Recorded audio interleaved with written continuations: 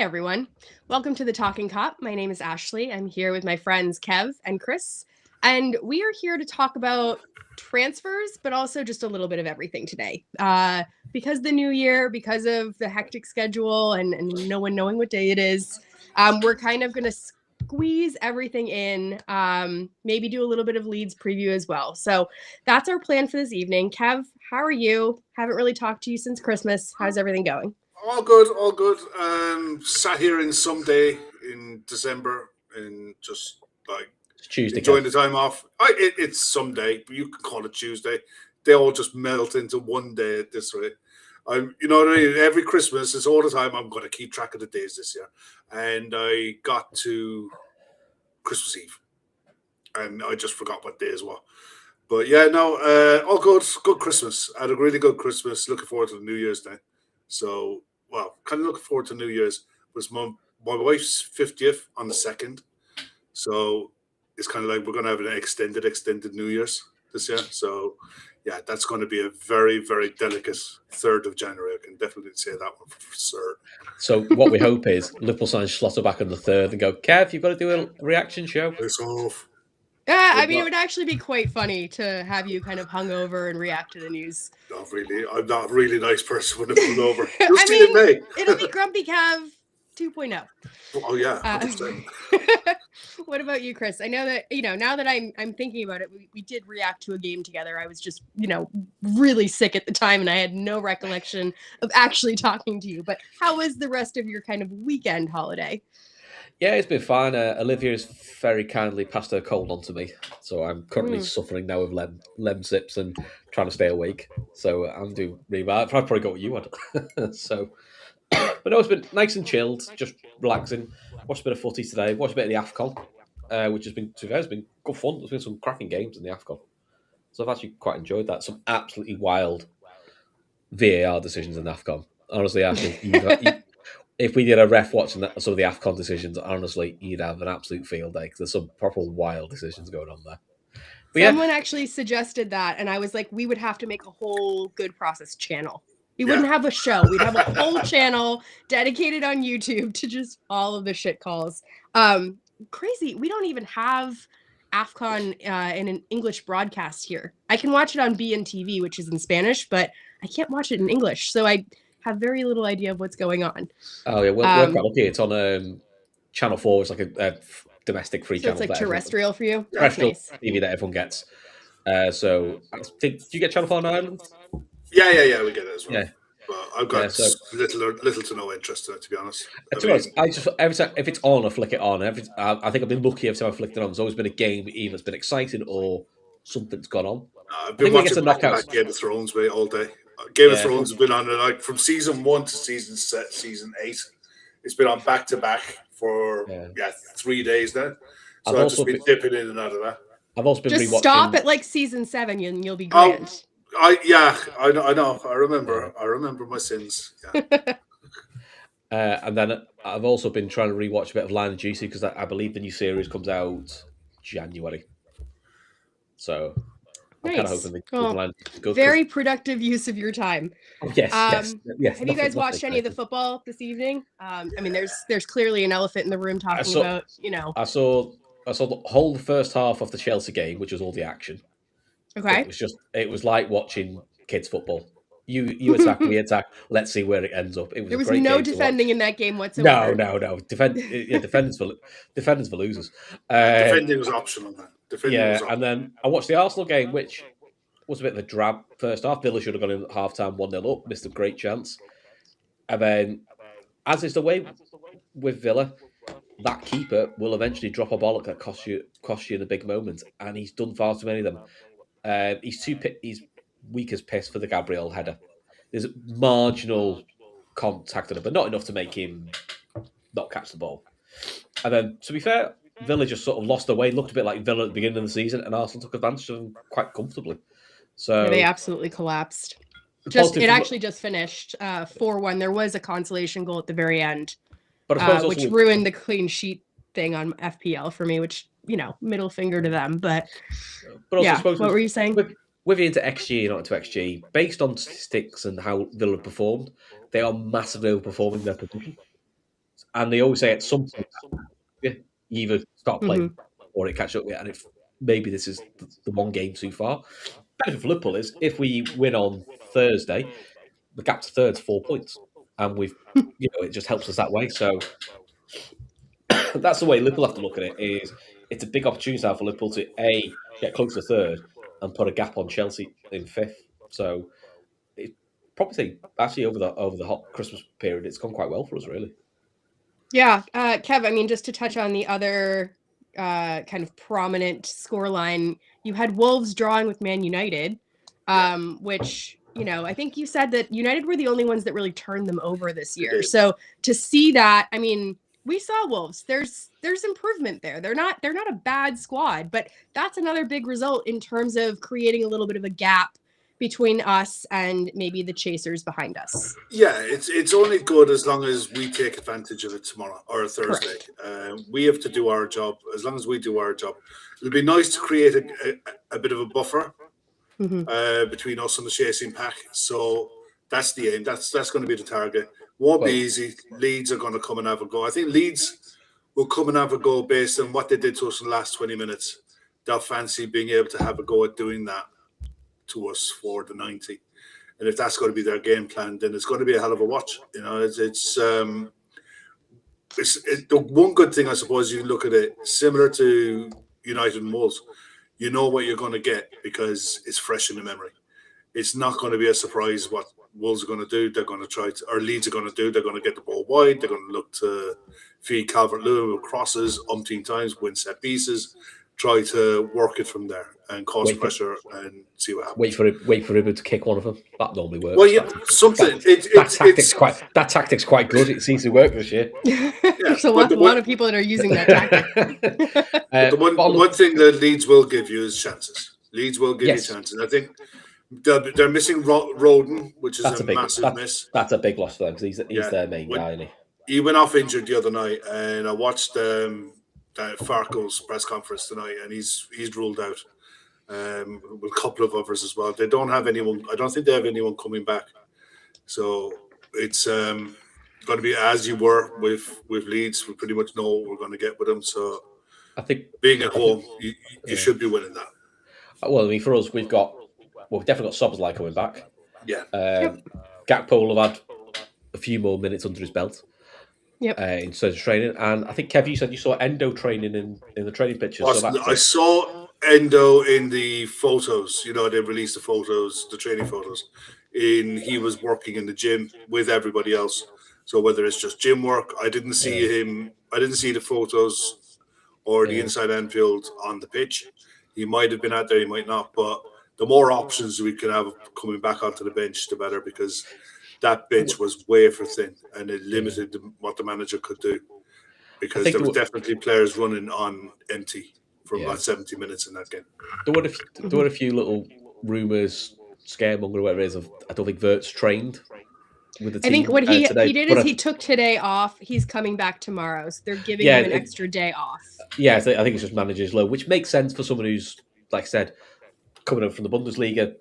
Isn't going to be used to, it's got to get used to no winter break, which again, I mean, Ekatike is adapting to that as well. Touchwood, Ash, as long as you don't jinx it like you did with the Fulham game, we have got the lucky charm on Thursday, which is my little one's going, and she normally has a record quite good at Anfield. I think she's seen one draw and then about 6 wins.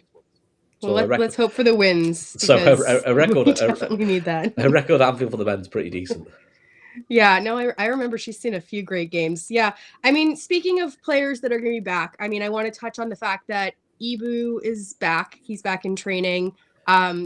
He was ill really all the way up until that Wolves game, and it seems like he wasn't going to play that Wolves game. And he decided personally to play that sort of in honor of Jota. There was a lot of actually really nice quotes from Ibu that if you're interested in, you can go and research after, but he spoke about really wanting to play that game as a tribute to him. But it seems like he's over his illness, so he's back in training. Bradley is also another one that we saw come back last game, get some minutes, so he'll be back as well. So the bench should look a little bit healthier, and the bench is something that we're going to touch on today, kind of as we go through some of the transfer plans. Before we do the transfer plans, I do, because it's my favorite topic in the whole wide world, want to talk about Aaron Briggs. Oh, corners. So yes, corners. So the news broke this morning that Aaron Briggs, the Liverpool set piece coach, yes, we do have one, or we did have one, has been let go by kind of mutual consent by Liverpool Football Club. He is going to leave. Mahoney, who is the analyst, to my knowledge, is staying. So he is the one that arrived at the beginning of this year from Southampton, and he was just the video analyst behind things. And then Briggs was the man that was kind of putting everything into play on the field. So he's been let go. And the kind of questionable thing about this is that there is no plan to hire a new set piece coach. So by all accounts, what the reports are coming out as is this is going to be given over to Sipke Husselhoff, whose name I can't pronounce, but that's my best shot. Good effort. And over to Van Bronckhorst and a couple of the other kind of assistant coaches. So it's going to be a bit of a joint effort. Those two are going to take the helm, and they're going to kind of try to rectify the situation. They've been involved this entire time. So the idea that they're suddenly going to, step in with a magic solution, I don't really buy. They could have stepped in and helped Briggs all along this entire way. Obviously, this has been a problem. Slot has talked about it from the rooftops. I don't know how having the same men in the room is going to solve anything. I think back to Klopp kind of talking about, I want to surround myself with the best and the brightest minds around. I want Liverpool to do that. So, yeah, Mahoney Police Academy, not that Mahoney, different Mahoney. I forget his first name off the top of my head, but he came from Southampton. Him doing it though. But yeah, so let's get your reaction to this, Chris. You also hate corners. You hate set pieces. So I'm going to give this to you first. What's your reaction to this? How do you feel about it? And just to caveat it, I think it's important to mention that Liverpool have the worst set piece balance in all of Europe's top 5 leagues at the moment. So it's not out of the blue. So no, the floor is over to you, Chris. I feel sorry for him slightly because I think when he was hired, he wasn't hired to be a set piece coach. I think he was to do more what your man who's gone to Vitor Matos. He came in for him. Yes. It was more to be player development, like one-on-one coaching. That was his specialism. Because Liverpool find a set piece coach, he was given that responsibility. So you've got to carry the can for it. Look, Liverpool have the worst set piece record in the league, so he does have to carry the can because ultimately his name's against it. The only thing that doesn't, I feel a bit sorry for him. Ultimately, Slot's the head coach, so while he may go, that's my guy's job. If you're the head coach, you're the manager of a team. So I don't know what he's doing behind the scenes to say, because he spent all season going, I don't like set pieces, we're shit at set pieces. Simple. You're basically slagging your own coaching staff off there publicly. So why don't you what have you done to step in sooner? Now he's gone, what are you going to do? And then David P's put what I thought was going to be strikes me a bit of Colin Pascal being sacked when Rodgers was there. Again, is this clearing the decks a little bit for a golden handshake in the summer? Because ultimately, Slot's got by the summer he's got a year in his contract. I'll be honest, by the summer you've either got to extend his contract or move him on. Managers with a year left in the contract, it tends to unnerve player extensions, players who want to come in, still want to go. Who am I playing with? Who's going to manage me? Because will I fit in? So I feel for him because you don't see anyone lose their job, but that can felt inevitable. One thing I will say now for Slot is you can't now say, well, it's a different team that does the set pieces. You're now fully involved in it. I mean, I think he was anyway. Well, he's not involved. That's the thing. It's being handed he over. Should be, though. How can I put it? He delegated it to that person, but ultimately, what happens on the football pitch is his responsibility. So if this wasn't working, you should have addressed this sooner. Yeah, I mean, rather than like I said, everything I've read is it's not going to Slot. It's specifically going to Husselhoff and to Van Bronckhorst, along with a couple of other assistant coaches. So it's not falling on Slot's plate. I think Slot has enough on his plate already anyways. And I think if you listen to Slot talk about set pieces, it doesn't fill me with confidence. I've said on, I think the last show that we were on, the idea that he is wondering why, if you're setting up exactly the same as last year, you're getting different results. That to me just feels like a red flag. But Kev, I'm going to ask you the same question. What's your reaction to him going? Are you thinking of this as a positive? Do you like the idea that we're not replacing him? What are your thoughts going forward? Look, he had to go. And the reason he's gone is because there was public pressure starting to focus on Arne Slot. So Arne Slot had to act, and it's easy to chop the guy at the end of the queue. Ultimately, if there's a problem with you, if you're working in a factory and you're not doing your job, and your line manager knows it, and he lets you slide, his boss is going to come down on him. So for me, Arne Slot is 100% to blame for all of this. He knew it was a problem. He said it was a problem publicly multiple times. He did fuck all about it until the pressure started to turn on him. And then he decided to chop the guy. I feel for him. At the end of the day, he was out of his depth. He shouldn't have been given the job in the first place. He wasn't a specialist in the area. He wasn't even a specialist. He's an analyst, really. He was learning his way in coaching. And you're turning quite around. Young. Yeah, you're turning around and giving him this responsibility. And for Arne Slot to turn around and say, I have no responsibility here whatsoever, it's his job to do it, it's a joke, because if he thinks he's got more important things to worry about at the football club, he fucking doesn't. We don't score enough, and we concede way too fucking many. And ultimately, all the pressure that came in the game against Wolves was down to conceding from a set piece, because unlike what someone said in the chat earlier on, we do win the vast majority of the first contacts defending set pieces. It's second balls that we suck at. Yeah. And the coach can only do so much. You can defend and set up defensively to win the first phase, and we do. The overwhelming majority of set piece goals that we've conceded have not been from losing the first contact. They've been from losing the second contact and the second or even the third phase of play. That to me is a player problem. Ultimately, and that's a manager problem for not drilling the players and making the players shit scared of the consequences of what happens if you fucking don't clear the ball.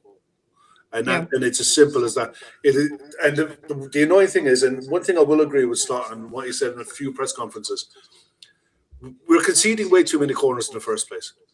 But it's about half. If you look at the Premier League table for the amount of corners that are conceded over the season so far, we're about halfway.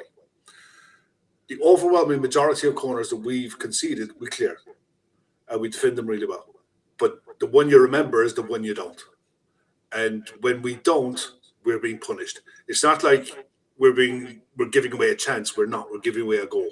We're giving away the game. I mean, if you think about, granted, Wolves was not one of those situations. But if you think about Leeds, you think about Manchester United, you think about Crystal Palace. Yeah. There's probably about 5 or 6 of them where you could either have gotten 3 points or a single point, and one set piece has thrown us. And I agree with you, Kev. I don't know what the stat is now, but prior to the Wolves game, it was 42% of our goals scored or conceded were set pieces. So therefore, that's a Slot problem. That's not an Aaron Briggs problem. That's almost half your goals. It's a Slot problem. It's a Virgil van Dijk problem. It's a leadership problem. It's a responsibility problem, and it comes from not having. And you said it really early in the season on a post-match show where you talked about not having enough players with a defensive head on their shoulders on the pitch and leaders on the pitch to be able to sort out their problems themselves. Jordan Henderson, James Milner, for the stick that they got as players, you could never level that at them. They would never have allowed this level of bullshit to continue being normalized. There's a severe lack of leadership being shown on the pitch by the players who are turning up week in, week out. mainly coming from midfield. And the frustrating thing is you've got national captains riddled across that squad. You've got World Cup winner in that squad. You've got Premier League winners throughout it, and you've got experience. But it's not defensive experience. No, but what you don't have is people taking responsibility and owning their own fucking problems. And they're making mistake after mistake after mistake. And it's Aaron Briggs is being thrown under the bus, and in 3 months' time he'll be a quiz question, and you'll be struggling to remember his name. He's not the real issue. The real issue is the players and the manager when it comes to not just defending set pieces. Our attacking set pieces are an utter joke. But they were like that. Yeah. That was the issue last season, though. I went into it big time in the post match with McAllister taking set pieces from the right hand side. I'm not going to go into it again. But if you don't get the delivery right, you haven't a hope in hell. We don't, for a side that has plenty of big players, we're so painfully predictable in attacking set pieces as well. So if you're not coming out with an even balance of attacking goals and conceding goals from set pieces, you're going to have a problem. We're fighting at the minute to try to get into the top 3 or top 4. So it's going to be more difficult. Yeah, I mean, we're playing with set pieces at the minute. You talk about the height that we have, but then you look at those players like a Gakpo or an Ekitike, and Chris, we know that they aren't headers of the ball. They just aren't. Some of our best headers of the ball are teeny tiny little guys. We've got Virgil, who is far and away our best kind of aerial dominant player, but we don't actually have that many players that do that. So Gravenberch is tall, but not a good header of the ball. Ekitike, tall, not a good header of the ball. Gakpo, tall, not a good header of the ball. And then everyone else is kind of, I don't know, like 5'10" and under. I mean, that's something you missed with. Depending on Ibu and Virgil. And if they mark those two players out, we're basically just impotent. Yeah, I mean, that's where, if you talk about the likes of Nunez, Diaz, Jota, all three of them were defensively good in the air. I mean, Nunez's job was near post. That's all. That was his main job at corners, is clear the near post, and he did that really well. Jota was almost in the middle between Van Dijk and Kanate, and won so many headers for such a little fella, because that was his game. So he was fantastic. But again, they're both attack-minded players, but they know how to do the work defensively. Alan Shearer was one of the best defensive headers of a football you'll ever see. Near post. Dromper, near post. So while I agree to a point we don't have enough defensive-minded players, when you go through, especially for set pieces, you go like, some of the best near post defenders are centre forwards. So actually, Ekitike, Gakpo, Gravenberch, you've got no excuses for not being able to win headers from corners. Oh, it's not my game, I'm not. Well, guess what? Frank Lampard. Well, it wasn't his game, but Frank Lampard defended loads of corners for Chelsea, and he wasn't the only one that defended corners for Chelsea. I mean, so it's a mindset, I think. Yeah, it is. But the thing is with Gravenberch tends to be on the back post, and he's not very good at that. No, which we've got a lot of problems. He's in that zone 4, which, if you've seen that Sean Rogers article that I posted in our Telegram, he highlighted that as kind of our biggest weakness. So what their teams are doing right now is they're bypassing Ali and Virgil because they know that those are our two biggest defensive threats. And they're going straight to that back post. And they're also kind of going to zone 3, which is, that next closest spot to the penalty spot. Those areas are being targeted, and it's largely because Gravenberch is there and because he doesn't have that aerial dominance. True. And the other problem, I think, and we saw it in the League Cup final with Alexis McAllister, he's the shortest guy in the pitch. What the fuck is he doing? He's marking Dan Burn. Man marking Dan Burn. And not just Dan Burn, but the most aerial attacking threat of an opposition side is allocated to Alexis McAllister to disrupt their jumping. Best will in the world. That's like me trying to disrupt Emmett from jumping. I come up to Emmett's belly button. Like it's not. It's a joke. And that's what it looks like. That's what it looks like when you see McAllister do these things. It's like, I know he's a bulldog. He's a very kind of physical little player, but he's not going to stop someone from jumping. They're just going to squish him. We need to get better at it. We just need to sort it out. It's not going to happen overnight, but it does need to improve. And you can't keep talking about it. And Virgil come out in an interview and say, look, we talked about it. We're talking about it. We're working on it. Working on it and training and that. You gotta try to. You just. It was a good few years ago now that we went through this, and eventually it sorted itself out. We sorted it out. It will get sorted out. It's not going to be this way forever. It's just a struggle at the minute. They'll work it out.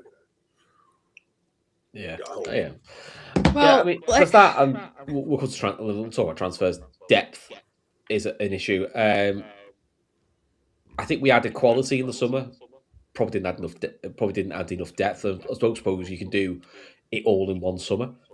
But I think that's where we're lacking a little bit. So if you look at the attack, I think last year we had 5 senior attackers. Whether you like them or loathe them, any combination of that 5 always started. And then Chiesa was the bonus. This year we've probably got 4 starters and 2 bench lads. And I think that switch to having 4 starters and 2 bench lads is hurting us because the 2 bench lads, well, one started his first game at Anfield and since he joined us, the other one's never started a league game at Anfield because he's a kid. So then you're left with 4 starters, and of the 4 starters, one's at AFCON, one's just back from injury, and one's now broke his leg. Yeah, I always felt Liverpool were a winger light, and as well as a centre back light, and I still feel that now. I think if we had another winger, another centre back, I think you'd have been able to rotate a bit more. We can talk about the DM and all that, but I don't think you're going to get a DM in January. Anyone who's good, I think anyone who's good is a summer job. But I did feel in the summer we definitely needed a centre back, and we tried to sign one. And I still think we're a winger light. Well, it's a good cue to have a chat about. Well, I was going to get there. Chris just stole my thunder. I was going to, segue really nicely out into. Oh, I do the Canarsie bull in the China shop. Just go for it. Yeah. I was going to talk about height and how we need some new defenders, but it's fine. We'll go over and we'll start talking about transfers. I know that's why the people are here anyways. So this will take long. Let's touch on this depth question because you brought this up here. In the future, I'm going to try to bring up some graphics on these shows, but just kind of imagine in your head, if you will, the team that we currently have. And I want you to kind of think about the number of players that you need in order to rotate properly in the Premier League. And I just want you to each throw out a number, basically of players that you think that have played 5 games or more for Liverpool over the course of this season. So Chris, if you had to take a guess, how many people do you think that would be? And I had this number before Wolves, so prior to Wolves. 15. That have played 5 games for us. That have played 5 games or more. Kev, how many do you think? I'd say bar the kids, all of them. Okay. So the answer is 15. Yeah. We only have 15 senior players up until that Wolves game. So you can add Frimpong onto that list now. So it's 16 players because that was his 6th appearance that have made in the league. Yeah, in the league. Sorry. Just in the Premier League. Yeah. To give you a comparison, Brighton, it's 18. Chelsea, it's 18. Manchester United, it's 17. Arsenal, it's 18 or 19 at this point. Manchester City, also 18. So that seems to be the magic number. The way that we are dealing with our squad at this point in time, and whether or not you agree that it's deep enough or not deep enough, we are riding too few players too hard. And that to me is a slot issue. Kev, I'm going to come to you on this because I know that this has been bugging you. We talked a little bit about Rio in between the two of us on Telegram. Walk me through what your issues are, how this is happening, why it's happening, and what the repercussions are of this. Okay. For anyone who was around this morning in Telegram, when the news started to really filter through that that Anton Semenyo is going to go to Man City, Yep. I was fuming, and I'm still You hid it. tamping over. I'm still tamping over that. You've hidden it well, though, Kev. Yeah, I did. I really hit it You really didn't see the well. WhatsApps we got. Fuck me. Yeah. Well, it's my biggest problem is last game, Federico Chiesa was given his first start at Anfield in 18 months in the league. And people expected him to turn up and be like prime Ronaldinho and then complain when he was average. What the fuck do people expect? Arne Slot doesn't keep players match sharp in games where he should be able to use them. Now, caveat that with the injury problems we've had, especially at right back, and he's been forced into making changes and positional changes into players that he ideally wouldn't like to make. Plus, you have the Isak situation with his injury and lack of form, the drop off in Mo Salah, you name it. There has been reasons for it, but at the same time, between the League Cup, Champions League group phase, Premier League, to have one of your forwards squad players, not to have made a Premier League start in 18 months is wrong. And you're doing him no favors, you're doing the squad no favors. Because there's no competition for places up front. Everyone knows who plays when they're available. And if they throw in a clanger, so what? He's not going to pick Rio ahead of me. He's not going to pick Chiesa ahead of me. It doesn't matter. I'll get the next start. I'm guaranteed. And you work your way back. We're playing every single midfielder we have available to us at the minute. Mm-hmm. And we're trying to get our fullbacks up to speed. It looks like at the minute Kirk has kicked on. He has improved over the last couple of months. And you're seeing a steady improvement in his game. Largely, I think, because Andy Robertson is there behind him. And if you don't buck up your ideas and start playing how you're needed to play, then Robertson will come in and take your place. So we don't really have proper competition for places.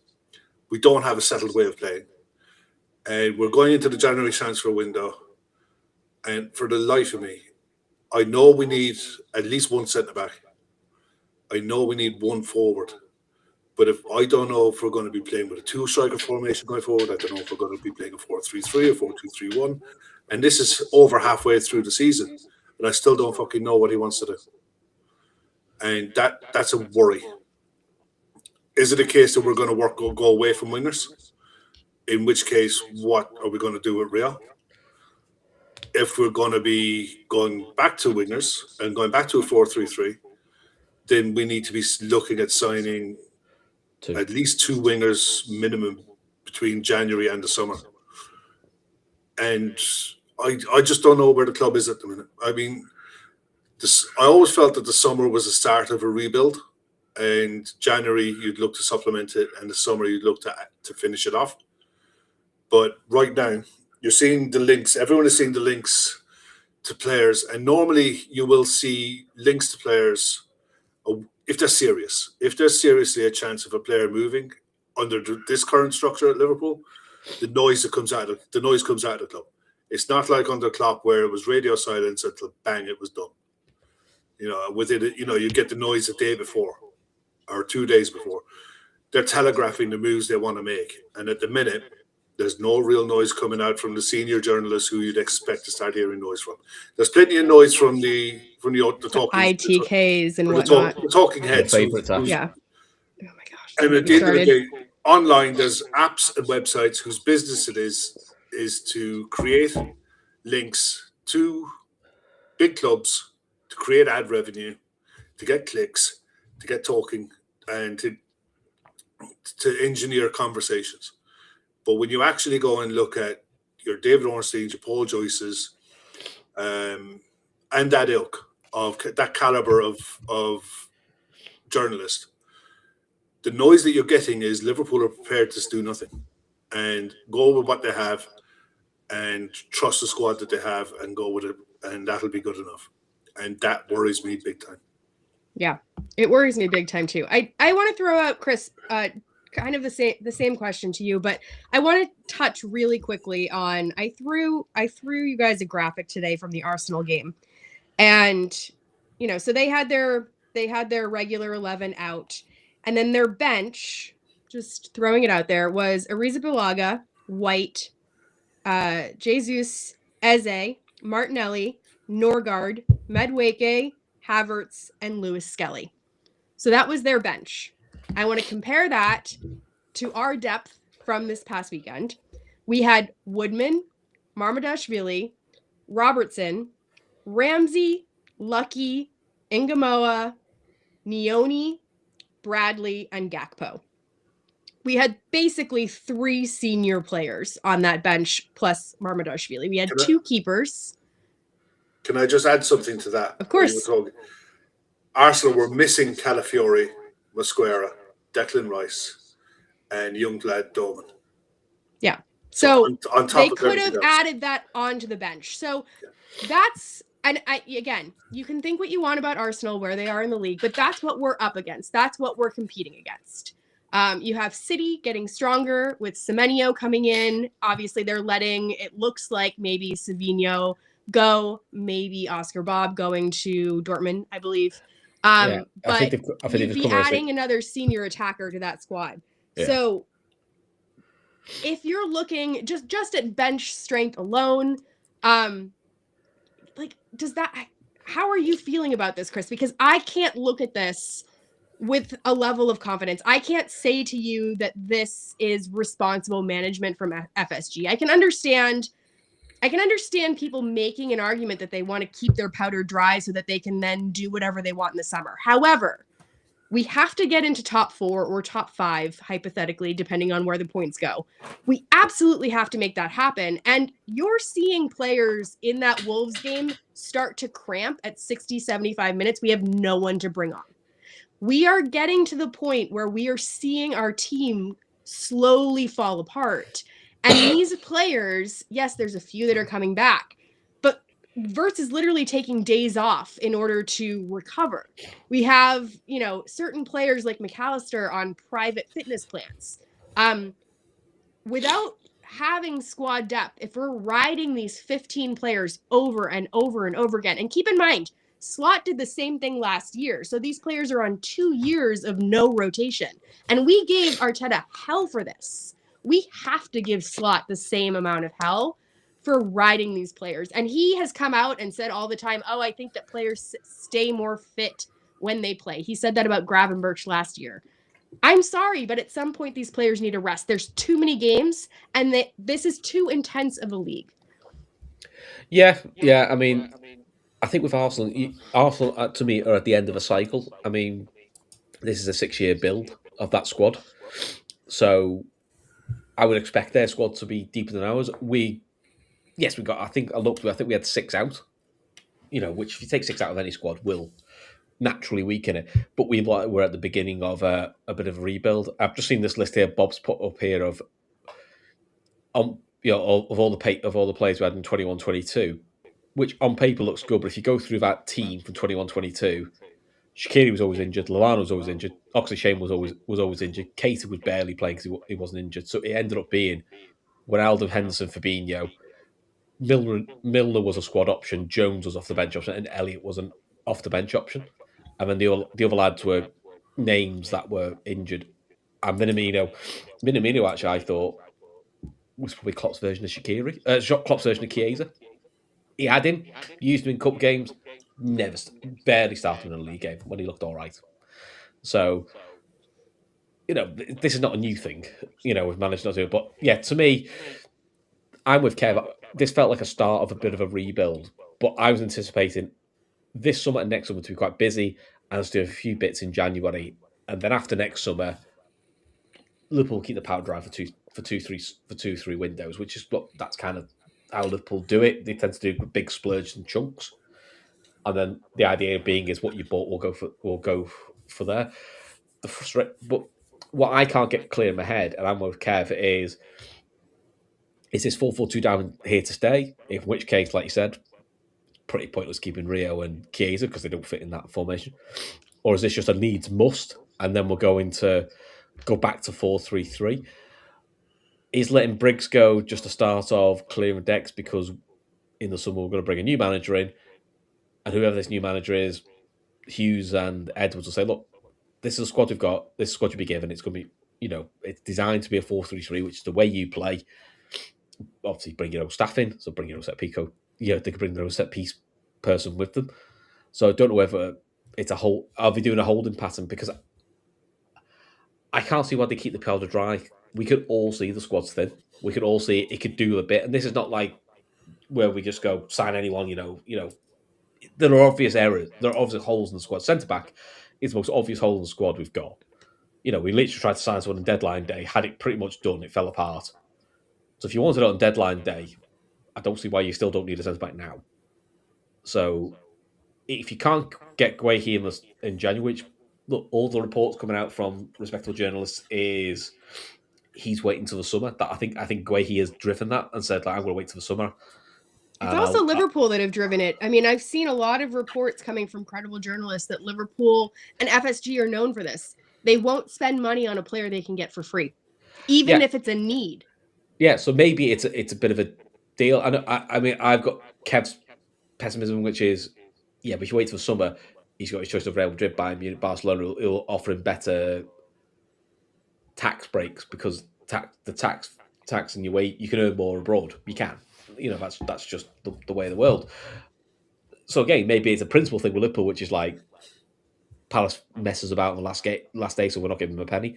Fine, bring forward someone you were going to get in January because I can't believe if we got Guehi, they wouldn't be looking at another centre back in the summer anyway. Because Canate's a doubt whether he'll sign his new contract. I don't think he will. I don't see Gomez staying at the club because he can't stay fit, and when he has been fit, the manager's been quite reluctant to use him. So, but again, if Guehi comes in, that covers the Gomez homegrown quota, which is an issue Liverpool have got. We haven't got enough homegrown players, and we've got two players in the squad in Endo and Chiesa. And I don't want to sound disrespectful, but they're a waste of a non-homegrown place. Because if you've got a homegrown quota issue, all of your non-homegrown players have to be ones that the manager will use and play, and he just doesn't want them. So if he doesn't want them, I'll tell you one thing about that. Fuck them both off and bring people in that we're going to use, whether it's this manager or whether it's a new manager in the summer. Let me just say one thing on that before we move on. Arne Slott's given tools to use. If he chooses not to use them, that's up to him. If he fails and refuses to use the tools that he's given to do the job, he deserves to be sacked. And I don't give a flying fuck if he doesn't like Endo in the 6. I don't give a shit if he doesn't like Chiesa in the right wing position or in the 10 or in the false 9 or whatever. If you need to use those players in games, you use those players in games. If you don't, you find a way to get them out. Yeah, because they're taking up valuable space. Let me ask you this, because we just talked about homegrown players being an issue. So obviously we have a limit to our international players, and then you can have loads of homegrown players. That's how you bulk your squad out. Why? And again, the obvious answer is pure profit. But the idea of selling Kwanzaa and selling Elliott, or loaning with the idea of selling Elliott, two of our homegrown players who could have actually played minutes. I know that he didn't favor either of them, but I would have rather kept Endo and Kwanzaa and sold Chiesa and Endo. I mean, that would have made more sense. Elliott would have gotten more minutes than Endo. And does that sit well with you in hindsight? I mean, no, I understand wanting to use that money to generate funds, but I'm with Kevin this because this difference between a manager and a head coach. Look, with the manager, if it's a manager, then they're more heavily involved. Like Klopp used to say, I had the first and last word in transfers, because the idea of a manager is, they drive what they want, to their style of play. So then if they don't pick players, it is a little bit like, well, you bought him, So like if Klopp didn't play Endo, you'd be like, well, why'd you buy him? Because you bought him. We're going down this head coach route, and I kind of get why they're doing it, because they don't want an all-seeing person doing it, because if it goes wrong, I'll use our friends across the road, Everton. If it goes wrong, a new manager coming in with a mishmash squad where you're going, like, you've got, I think at one point Everton had a squad made up of three or four different managers, players, and it just didn't fit. So Hughes and Edwards would have, and look, I'm sure they discussed it with Slot, saying, "Look, this is the way we're thinking of going forward," and he'll have agreed to that. So I find it really frustrating when he's like he doesn't use players, or we can't use this or we can't do that. You knew the tools you had before you started, so why didn't you use it? Because that's kind of a job. And listen, whoever the next, if Slot goes in the summer, whoever the next person comes in, they've got the same chat. They'll have the same thing. Is that's your who's the Edwards will go? That's your squad. They're your players. You can have some input, but ultimately we give you the players. You go and work it. That's how majority of clubs are run today. One thing about Kwanzaa was replaced in the squad by Leone. Yeah. And it's just unfortunate that Leone picked up a season-ending injury. That can happen. I think he for his career, he needed to go. I think Liverpool were clever enough to put the clause in his contract that they can buy him back at a reasonable fee. He needed to go and play week in, week out and develop properly. And as we're seeing, players who tend to go from the Premier League to the Bundesliga tend to find it a lot easier to break into Bundesliga sides and hold down regular places, mainly because they're not hammered to death with 3 games a week. So it's a better league to develop them in. And the fact, it was just unfortunate with Leone that he picked up the injury when he did. I honestly think Joe Gomez was lined up to go to Italy, and that would have happened if Guehi got over the line. Yeah. It's just, when you're going through a season and you need to depend on Joe Gomez, for example, if Konate got a red card and you need him to play, you need Joe Gomez to play your next three games. You couldn't trust it, could you? You can't trust him to get it done. And that, for me, as Next Level puts in there in the comments, Joel Ortez is reportedly available for €40 million. It is in January. He is a top young centre back from FC Bruges, Ecuadorian. Been in Belgium now for a while. I think this is his 3rd season. Has lots of experience in the Champions League. Bruges are actually doing really well, and in the Champions League. Yeah, they're right down at the bottom. No, but he's getting Champions League experience. Oh, okay. No, so, I just thought you meant that Bruges are not doing well. Last year they did well in Europe. Okay, but it's just one of those things that I don't mind young players getting Champions League experience, so they know what their levels are and what they're coming into. You can get a gauge. I think they're in 31st place at the moment in the Champions League. So kind of similar to Salzburg, but at the end of the day, it's one of those things that these clubs are getting fleeced every summer for a reason, because they're development clubs and they're kind of similar to Salzburg and RB Leipzig used to be. That they will gamble on these players, bring them in, develop them to flip them. And that's their business model and it works for them. But at the same time, domestically, they will more often than not win their league and guarantee Champions League qualification year in, year out. Keith is sold on him. I was listening to Keith not last Sunday, the Sunday before, talking about him.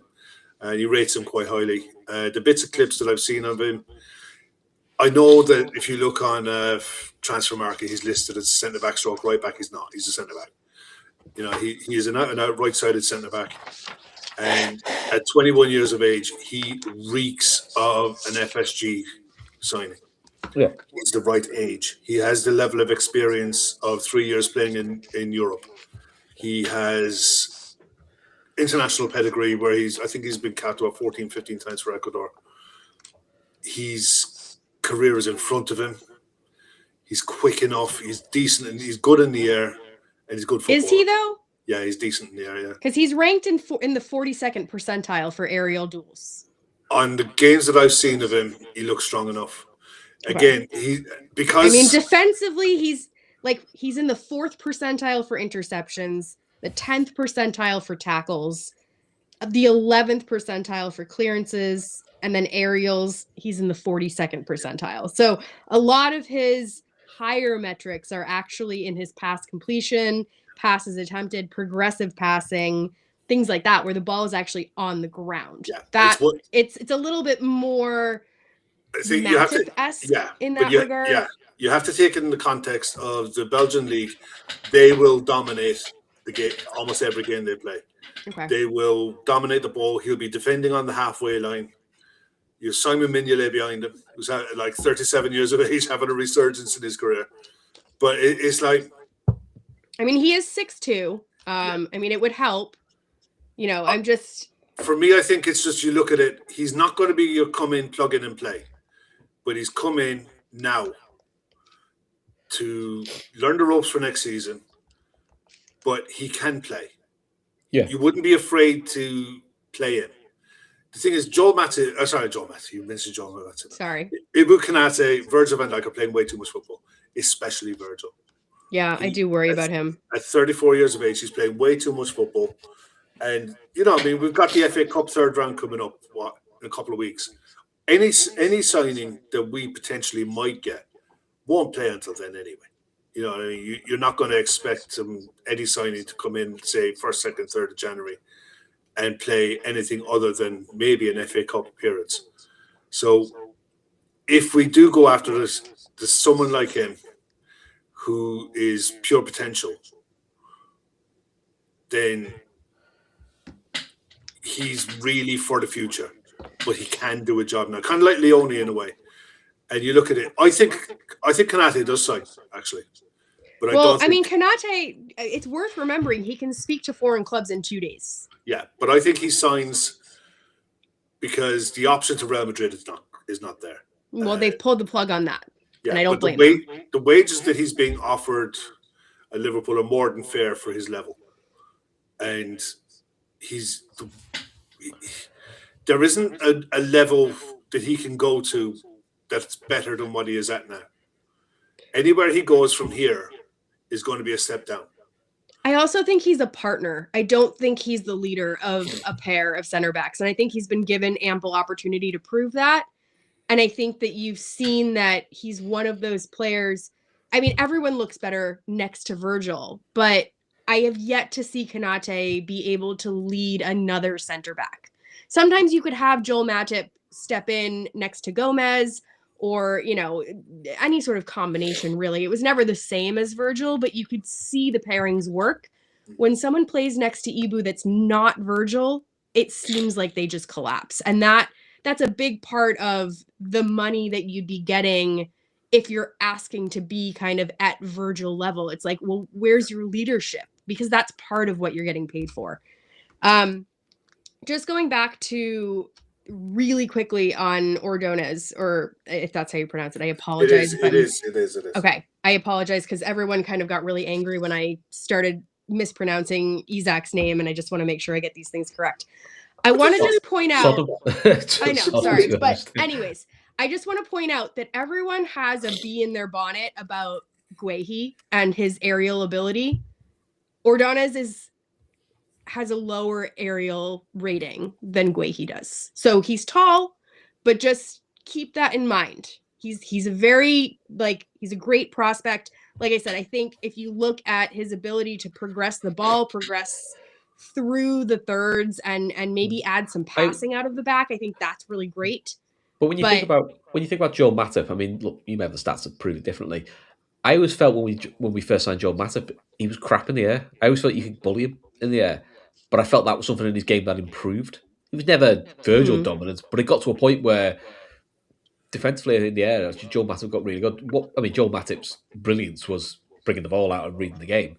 So, especially because he's only young. It's like, how was he, Kev? 20?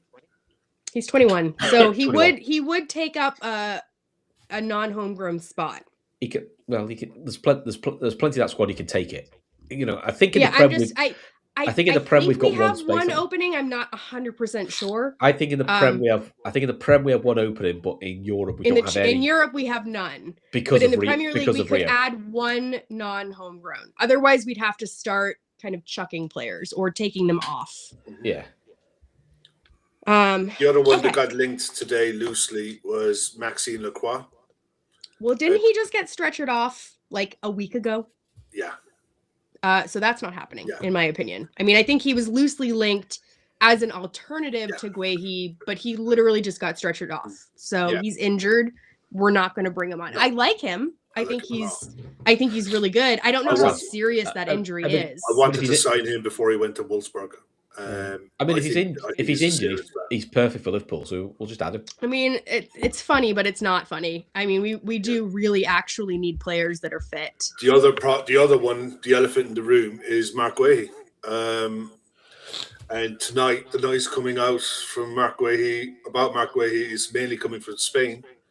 And Liverpool remain interested in Crystal Palace England defender Mark Guehi for next summer, but he will prioritise a move to Real Madrid, who are also keen on the 25-year-old. Well, if it's coming out of Spain, then, I expect nothing less. But if I'm Mark Guehi, I'm looking at Crystal Palace. You screwed me over. I had the move in the palm of my hand. I'd done the photos. I'd done the medical. I'd done everything. You screwed me over. I did a Believers video. I'll go on a free. And if I go to Liverpool on a free, so be it. But I will have options in the summer. I'll get my signing on fee. I will get my wages, and I'll get to pick it up where I want to go.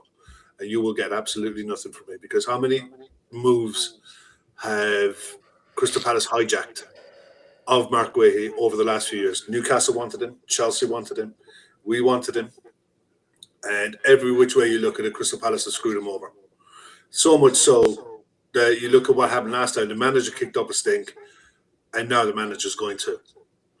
So if I'm Mark Part Guehi, of this does fall on us, though. Like, part of this falls on us haggling over that extra $5 million. Yeah. We could have gotten that deal done. Yeah.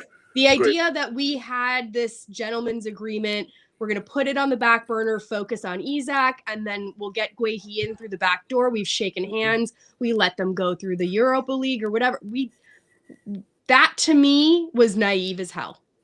Yeah. And especially after the Zubimendi deal fell through the summer before, the player's only your player when they sign on the dotted line. End of story. Like, they have to be in the red shirt. We've seen it happen before. That, to me, is another strike on Hughes, which is not to say I want Hughes out the door. It's just to say that it's equally our responsibility there, that we haggled on that price and that we didn't realize how key he was to the puzzle. And if he really was that key to the puzzle, as we've seen, even with Leone, even if he was fit, I still think that he was key to the puzzle. $5 million should not have been that make or break thing.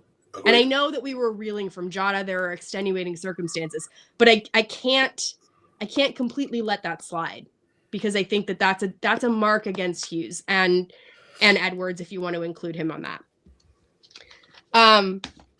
Before we move on to a couple of other things, I want to talk about who we actually might bring back. And this is not exciting. It's not me saying like a new signing, but there are two possibilities here. No, I'm not. I'm not going to say those words. There are two possibilities here. So we have Elliott, obviously, who's over at Villa. There is no option to recall him unless there's a mutual agreement to terminate the clause, and that would involve Villa paying a small fee, not a huge fee. I don't think it's going to, cause them to go into PSR issues, but a small fee to send him back. FIFA regulates that he cannot play anywhere else in Europe. He could go abroad. I mean, if he wanted to go to like China or the MLS, you could loan him out there, but he can't play for another club in Europe. So there's the possibility of him coming back. And then there's the possibility of McConnell coming back from Ajax. And it looks like that is almost fully terminated as a loan deal. That's something that won't involve a fee or anything. They're going to send him back, but I don't know if he's going to stay. It seems like he's going to go out on loan, probably to a Championship League club. How do you guys feel about that? About both of those players? McConnell, if he isn't good enough to play for Ajax in the Eredivisie, he's not good enough for us. We saw him as an impact player. He came on. He was okay in the cups. He was good when he came off the pitch. He's a nice little player. Kind of like Tyler Morton for me. He's a nice, neat, tidy footballer who, at the right level, will have a good career. He's not a player who should be in a squad of a side looking to challenge on 4 fronts or 3 fronts or 2 fronts or a Premier League. He's just not there. He definitely needs a loan to the Championship and hopefully a move off the back of that. Harvey Elliott fills a lot of gaps. If he comes back in, he gives you an option at right attacking midfielder, right wing. He gives you an option in the 10. And he allows you to be able to rotate players. He allows you to be able to rest players off the bench. He'd do well in Europe, I think. Yeah, he's just. We need a body, and we need a body who knows the system, knows the club, who can come in and knows what he's coming into and isn't phased by it. So the problem is he hasn't played any meaningful football in months. Now, Oscopy, can anyone see a reason why Villa would not agree to send him back? It depends on what the fee would be for Villa, that Villa would have to pay to cut this deal short. There hasn't been anyone that has come out and said that. No, but I would be amazed if Liverpool didn't facilitate this to happen by making it a nominal fee, by waiving the fee, by kicking the fee down the road. I don't care how the fuck they do it. We need a body in the door. He is not going to be staying at Villa. That's nearly nailed on certain. Anyone that's credible has come out and said he is not going to be at Villa after the end of the January window, and there is only one place he can go, and that's back to Liverpool. And at the end of the day, if you had him at the club, you could use him off the bench. If Arne Slot chooses not to use it, and XYZ player breaks down because of being overplayed, you live by the sword, you die by the sword. That's his problem. Take Florian Wirtz in the last game. He was cramping at 75 minutes. Elliott's the player that you bring on. Yeah. He's the perfect player to bring on there. He plays like for like. No, he's not as skillful, but he knows the role. He knows the players. If you want to protect Florian Wirtz, which I think we can all agree that we do, and we want to build our team around him, then you need an Elliott on the bench to come and fill that role. And we need more of those players. Now, I'll caveat that by saying it seems like if Elliott comes back, that could be our only forward signing. I say in quotation marks. It's not even a signing. So, I really shouldn't say that because it's forward ridiculous. Yeah. Forward option, whatever. That to me, it's better than nothing, but let's be honest, that's not exciting. That's not Semenyo. That's not adding where we need to have some additions. That's not backup for Mo Salah if he breaks down. That's not backup for Gakpo if he's continuously out of form as he's been. No. That's not a striker that can step in for Ekitike. That's Elliott, and he's going to play 15 minutes here and there. I mean, talk about the Guehi deal. Go back to the Guehi deal. Liverpool tried to sign it, it fell through. But all signs are Liverpool need a centre-back. All the talk from credible journalists was Liverpool were pretty active talking to Semenyo and Bournemouth up to about November time. Right around the time we switched our formation. Was when we dropped out. Now, is that because of this permanent switch formation is fine, we're looking for a different person type player? Did Semenyo just turn around and say, look, I want to go City? Whatever the reason, it's not happened. But the logic is, if you were talking to that player, and let's be honest, you were letting the press know you were talking to him, so it's not like a secret, then you obviously feel you need a winger or someone of that ilk. Well, you were also maybe dealing with Mo Salah leaving at that point, which is kind of the other elephant in the room. And a lot of the credible journalists are coming out saying Semenyo was the option if Mo Salah left. Yeah, I mean, I think that's, pardon my language, spin bullshit. Maybe. I think this is...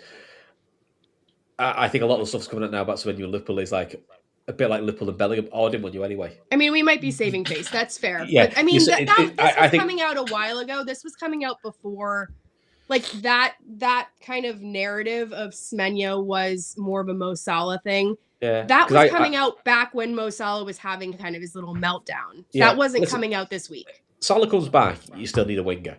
If Salah had gone in January, you needed 2 wingers in this January window. Whatever way you spin it, a winger and a centre-back, in my head, were the minimum you needed to add to the squad.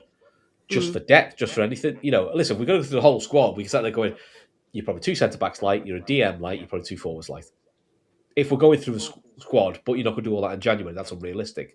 My thought was, you do a centre-back and a forward in January, and then in the summer, you do another centre-back, another forward, and a DM. And that kind of gives you your balance. Basically who's leaving and things like that. The whole sitting still thing is frustrating, and I don't know why Liverpool sometimes do this, because actually Liverpool's hit rate in January was pretty decent. under FSG, ownership especially, under Klopp and under Slot, most of the lads we sign in January tend to work out pretty well. Well, look at the ones who we've let pass by in January who we could have gone for as well, like Kvaratskhelia from last December, and I think that Gav is still sore over that.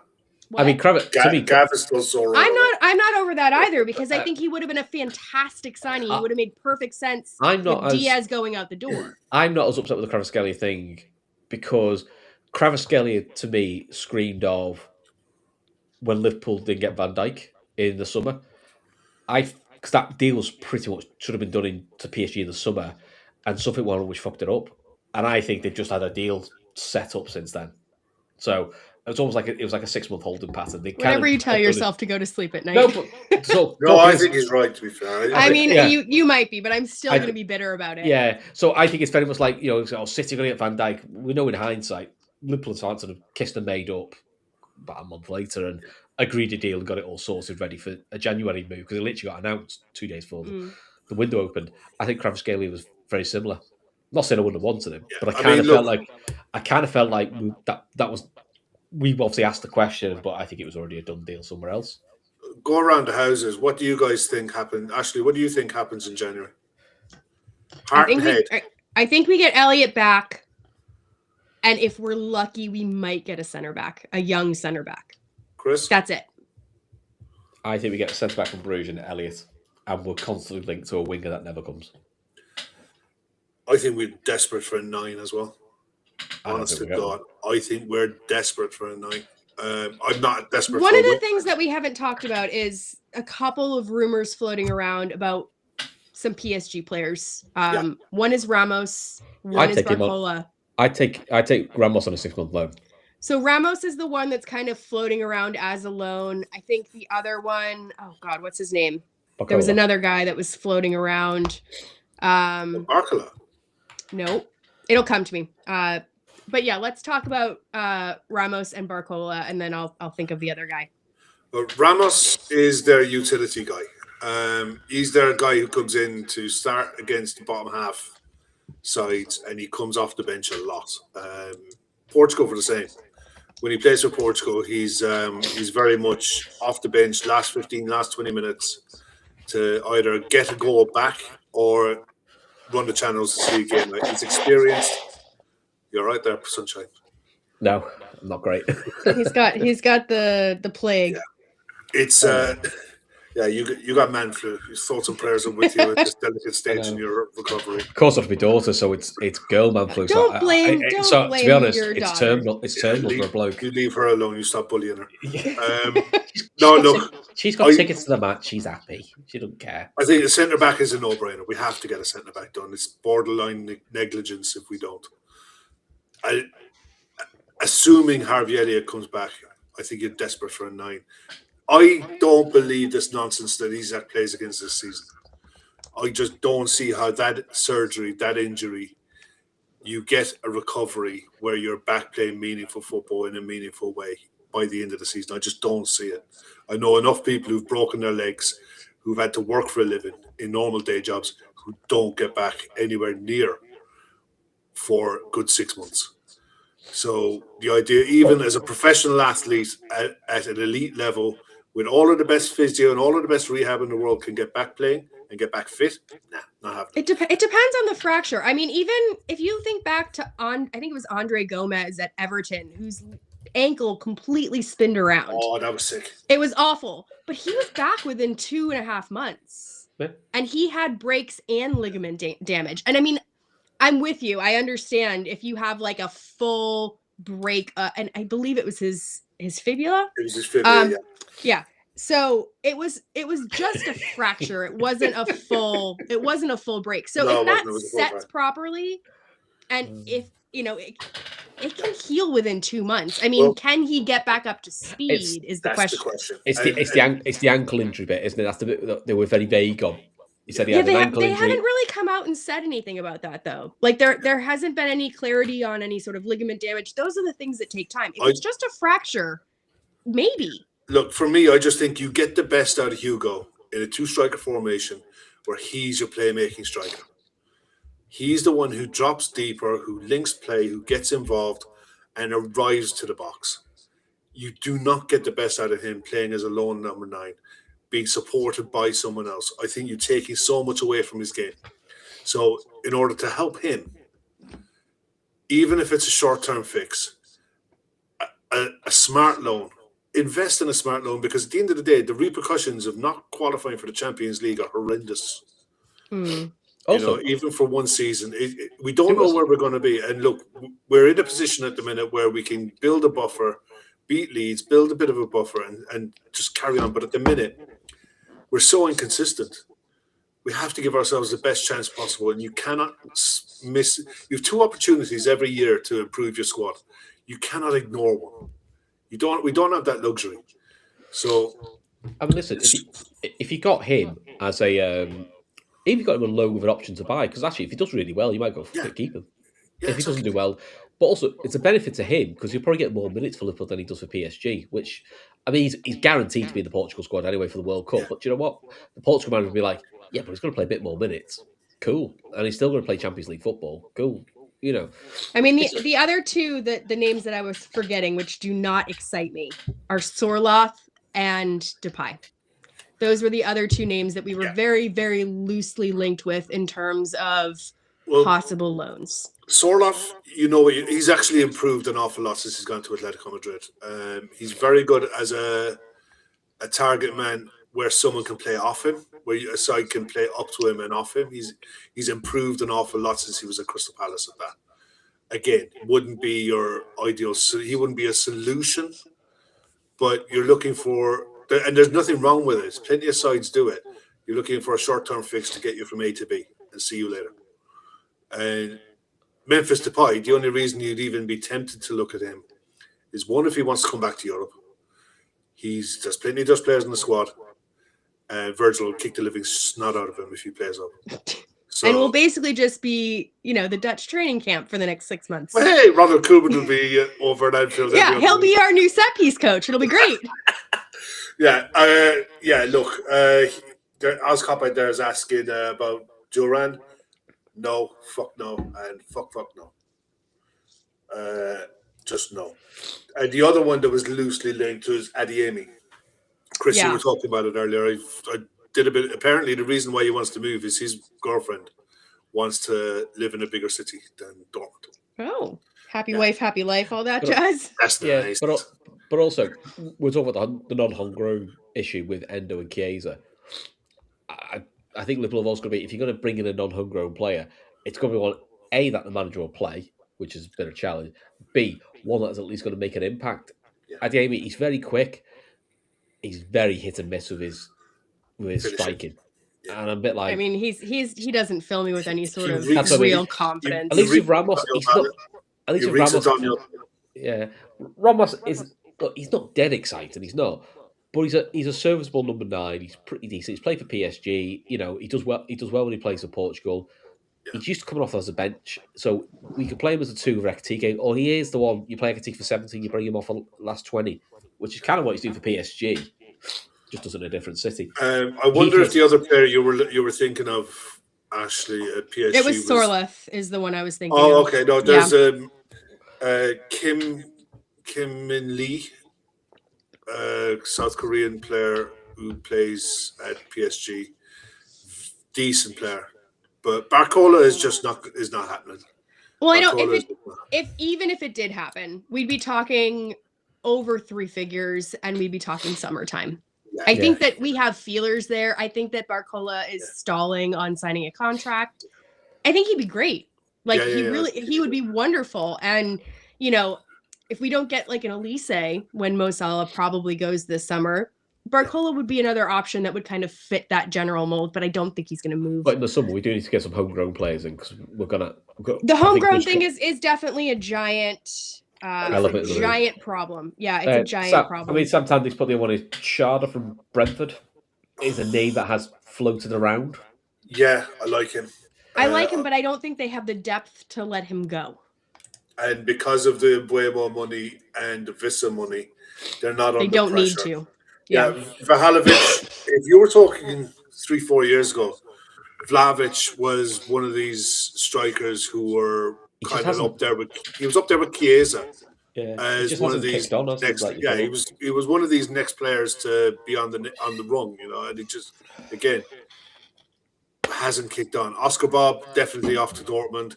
The Yep. other one you could look at, and it'd be an outside shout, would be Garassi at Dortmund if you were looking for an out-and-out striker, mature. Or I think he's about 29, but at 29 he knows his game inside out. He knows what he can do, and he knows what he can't do. And one thing I think this squad severely lacks is a few experienced heads. And the name that got spun around before Christmas was Leon Goretzka being pawned around Europe for Bayern Munich for a potential loan. And at 30 years of age, the rumors are that he's going to end up going to Atletico Madrid. But for me, at 30 years of age, if you want someone to come into your squad who's a proven winner, who can come into your squad and add a bit of quality to it, add a bit of steel to it, and pure leadership, you could do an awful lot worse.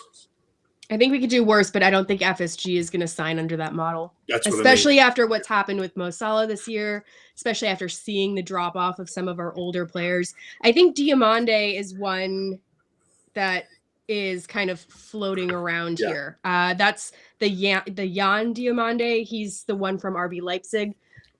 He's 19 years old, so he would fall under that category of not needing to be registered as homegrown, which is kind of the magic with him. He has 6 goals, 2 assists, 14 matches played. He has 888 minutes under his belt. In general, he plays on the wings. In terms of progressive carries and successful take-ons and touches in the penalty box, he's all 99, 97, 93 percentile. He's great in a tackle. He's 89% in a tackle, 97% in interceptions, and 89% in blocks. So this idea of maybe finding a defender from the front, finding someone that's pacey on the wings, I think he ticks a lot of boxes. There's a lot of rumors that kind of he's floating around to different clubs. He's the one that I would look at if I was going to sign this particular, like if I was going to sign a forward. But in the end, isn't this Richard Hughes' wheelhouse? This is why Richard Hughes was brought into Liverpool. I'd like to think so. Is to find these rough diamonds for a coach to bring in. And I mentioned it tonight, and it was mainly because of watching Rio. Is the young kid at Chelsea. The one who won the penalty. The Brazilian kid. Yeah, he scored the winner against us. That's it. 18 years of age, and he just looks like he doesn't give a shit.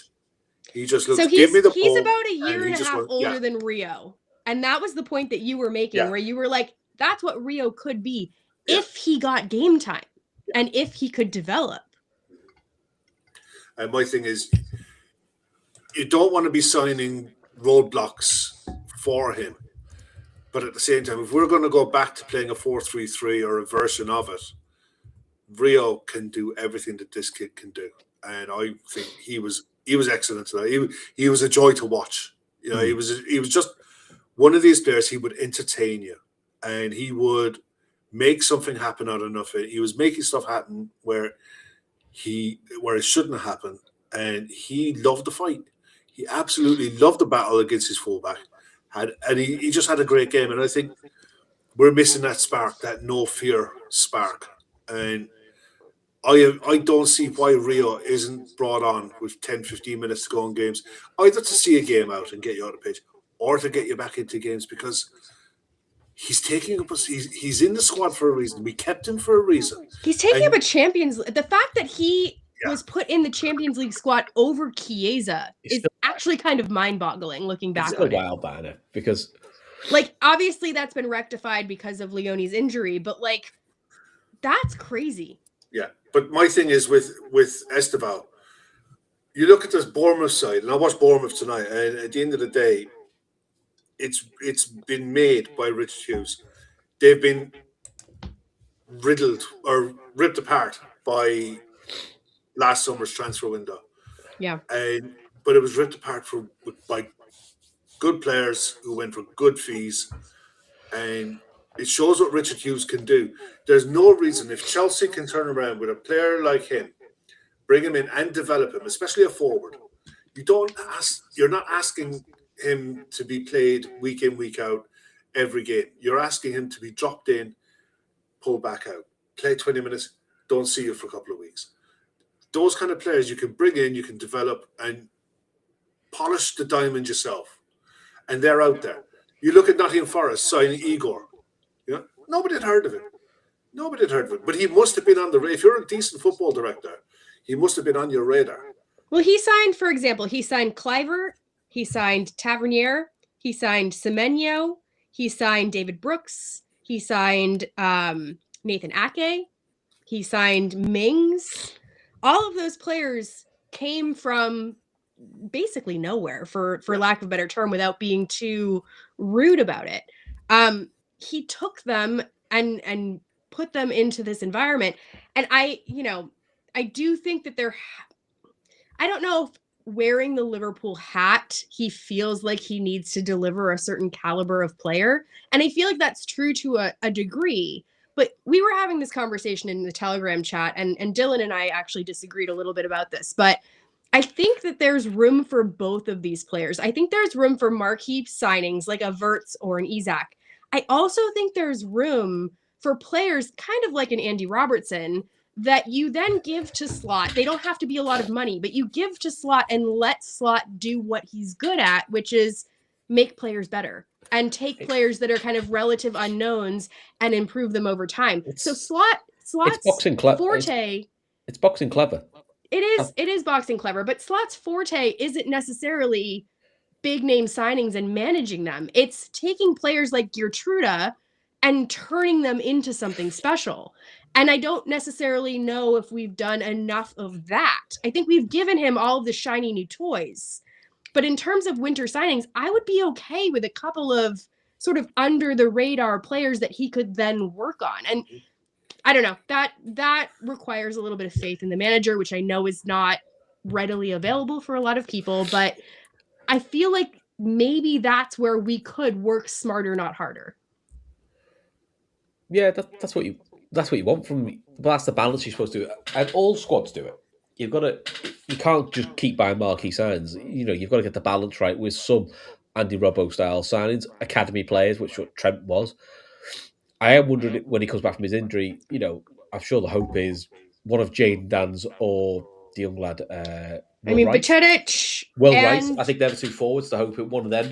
Will Wright. I think I don't think he's back from injury yet. I know Dan's is back in training, and I know that Baccetic is back in the gym.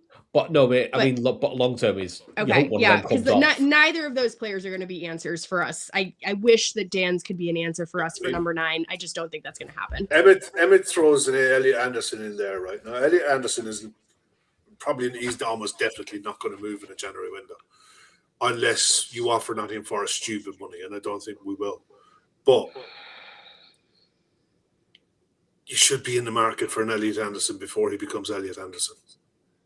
Look at Caicedo. Like, Brighton got Caicedo, and he became Caicedo under Brighton's tutelage. Exactly. He didn't need to go off to a European club to do that. He just came into Brighton and got minutes. I sound like Keith, but I would love us to tap into that South American market a little bit more. Yeah. Whether that's 100%. For a midfielder or a winger or something. Like, take one tiny gamble. Pick someone that's maybe 19 years old that doesn't take a homegrown spot and decide to cultivate them yourself. Yeah, I think the balance with that is just to play devil's advocate. I do agree sometimes we should do that is you have to be willing to give them patience on when you're going to give them meaningful minutes. And again, that's we have meaningful minutes, though. Like, we need to rest Mo Salah. We need to rest Gakpo. I get that. But when I say we, I mean Slot. Is he going to use them? Because otherwise, it's a waste of everyone's time. And I think that's sometimes been an issue. I mean, look, we've done it with some players. Elliot, we got young, and I think actually he did all right for us. Yamani went to Brentford now. Carvalho didn't work. And that's the risk he's injured. But also, that's the risk you take. Sometimes. But Vanderberg worked there. He's another young one that we took on. He did work. Yeah, like not for Vanderberg us, is doing really well for Brentford. He's doing well for Brentford. It worked for us in the sense that we cultivated him. We sold him for money, and then he's going off and doing good things. The same way that, Wilson is doing. I'm just glad I'm not the one who said this first. Well, I am, but we were talking about this earlier. If he is homegrown, if Goretzka ends up going to Atletico Madrid on a loan with an option to buy, would Conor Gallagher hate it, honestly. I wouldn't hate it. I actually think he's okay. I think he's a good player. I think he's one of those players that's a little bit like Jordan Henderson in that he's not the shiny new toy, but he's a hard worker. And that's what you need. And I'd be okay with that. Yeah. I think that he could do, so not necessarily the old McAllister job where McAllister was sort of like that tempo setter, but I think he could do the current McAllister job where he's meant to be that sort of extra man in midfield, that little bit of a bulldog. I think he could play that role quite well. Definitely. And I wouldn't be surprised if he does come back to England in the summer. It just feels like Atletico are looking to try to put themselves in a position to be able to let him go. Well, he seemed like a PSR diddle anyways. Yeah. And look, he's done well out there. He's done okay out there. He's a good squad player. And there's nothing wrong with that. I think that's great. I think it's not a bad shout. We do need some depth. And I think he's young. I think he's 24, 25? He'll be 26 next season. Yeah. Okay. You do, again, as long as the manager's going to use him. Then and that's the thing. If you end up and the manager turns around and he starts looking like, here are your tools to do your job. Yeah, I don't like that spanner and I don't like that screwdriver and I'm not going to use that chisel. And you're sat there like, well, I need a job finishing. Yeah, I know, but I need more tools. Sod off, sunshine, because you don't fit the project. Yeah, so that's what I mean. That's where Hughes and maybe for Hughes and Edwards, maybe that's sometimes a hard sell with certain players. Is they don't think they're going to get game time, and maybe they have to convince them, but without letting it leak to the media. Is how can I put it? Look, come to us, batten down the hatch for 6 months, but don't worry about it in the summer. But you don't want to leak that out because you don't want everyone to know that you're getting rid of the manager in the summer. That could be a phrase, or it could be they're going to stick with it. The slot decision will be made in the summer anyway because he's got a year on his deal in the summer. Yeah. So you either have to extend him and back him, or you move him on. Leaving him hanging around for a year on his deal, I don't think that'll help anyone. So, I mean, the other name that has been linked, I say linked, loosely linked, Italian media, is the winger from Juventus. Is it Yildiz? I mean, it was so bad that link actually fed up with her. Yeah. But it's again, he's 20, non-homegrown. You'd be talking stupid money. You are talking silly money. You're talking definitely a summer move.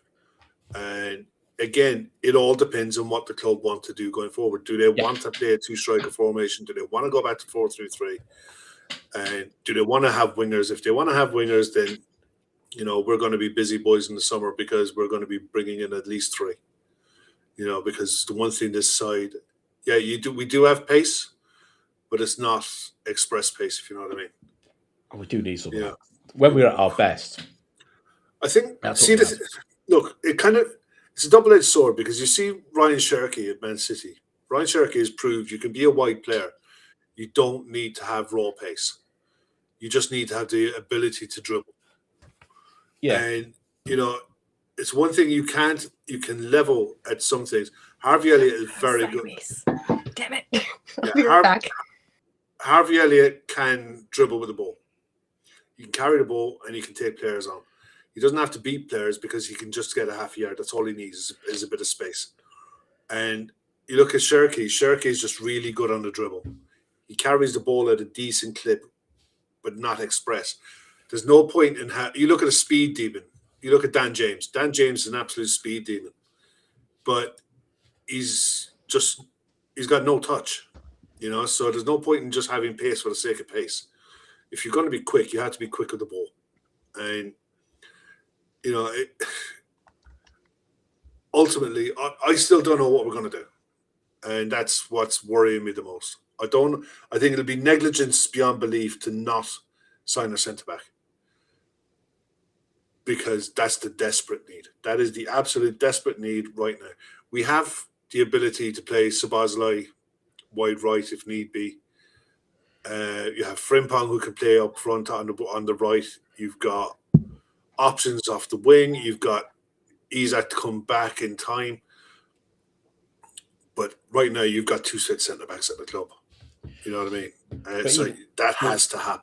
But even with those options you're talking about, Szoboszlai or Frimpong covering the wings, you compromise. You're robbing Peter to feed Paul. Yeah, exactly. I know, but that's what I'm saying. At least you have the ability to rob Peter to pay Paul. At centre back, we just don't. You're down to Andy Robertson playing centre back, or Ryan Gravenberch playing centre back, or Endo playing centre back, or one of the kids, and that's not fair on the kids. I'm blessed. That poor young lad. That poor young lad we've thrown on twice now has done him no favours. No, Lucky. No, not Lucky. The other one. Nallo with the red cards and the balls that are not the balls that you're supposed to kick. Every time we put him on, he's got sent off. Yeah. Just but you put him in no-win situations, you go and it doesn't help him. Yeah. There's a random link that's floating around, and I have no credibility with this whatsoever. I'm just kind of throwing this. So there's a guy named Maximiliano Zalazar. Oh, he sounds brilliant. He must be. I know, he sounds brilliant. He's 24 years old. He's an Argentinian winger. And there's rumors that we're looking at him on loan. So I think he plays for Boca Juniors. He's playing on loan at a club called Gymnasia. I have never heard of that club in my entire life. Where's Keith when you need him? I know. Well, that's what I'm saying. I'm just wondering if anyone in the chat has ever heard of this guy, because I just wanted to throw out sort of a left field option, and we were just talking about kind of South American talent. Just the name itself, Maximiliano Zalazar, I feel like that would be worth the shirt fees alone. Does anyone know anything about him? Because we'll have to ask Keith.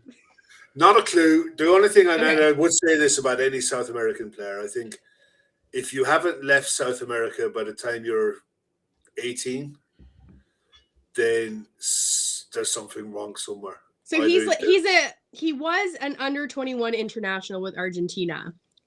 So he does have international caps under his belt. Again, it's just a complete random name that I've seen kind of thrown about a few times. Yeah. But I don't know. I like the idea of a random Argentinian. I do agree with you. He's really good.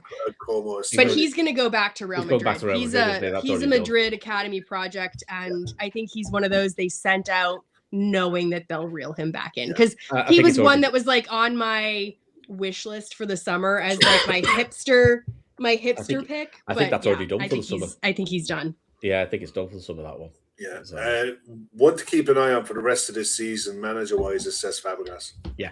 Just keep an eye on what he does at Como between now and the end of the season. I just think he needs a little bit more time.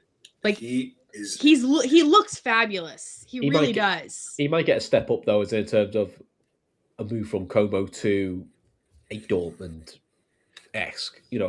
A step up. Maybe I could see him doing, if Brighton needed a club, I could see him going to a Brighton where they want to try someone young and new. In between to see how he does there, then does the big step. But look, some managers just do. I mean, some managers do the big step straight away. Anyway, Zidane did it to Real Madrid. Pep did it to Barca. It doesn't, but they're probably the exceptions to the rule. Generally, you need a couple of steps up. But look at, we thought Alonso had done the right routine, but he's obviously finding Real Madrid particularly difficult at the moment. Davey says he's coming to the tune. I mean, that's a shout. That's a shout. I mean, it does kind of feel like Eddie Howe might be on the out at the end of the season. So the idea of maybe bringing in a fresh young coach, that would be exciting. I don't know if that's within what Newcastle would do. Well. So that's another one. I can imagine Chelsea sniffing around him. Well, especially if the pipeline of Maresca to City, if Pep goes, is true, then you have the way Maresca's doing at Chelsea. I'm not sure going to City is going to help him. They're they're still in on him. I mean, that's coming from very high level sources. That's not rumor mill. They still think that he could be the next one. So give us before we go, one name that we are going to sign in January that's not Harvey Elliott. Your man from Club Bruges. Ordonez. Yeah, I can't pronounce his name. That's why I said your man from Club Ordonez, Bruges. Yeah, I'll go with him. Ashley? Let's go with good old Maximiliano. I love it. I love it. I was hoping it was going to happen tonight. We'll just call him Maxi and have done whatever. Maxi's on the way. Oh, Maxi. I'm really super excited. We could try to bring Maxi Rodriguez. It'll be great.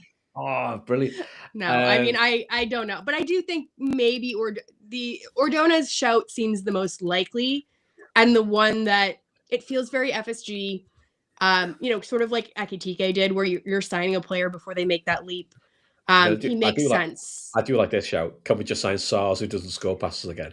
I mean, that would be nice, but I do feel like they'd be asking for big bucks. And I feel like if we were going to buy him, we would have bought him. I think it was around 30 million Watford wanted, and we stepped away from him. We got Jota instead.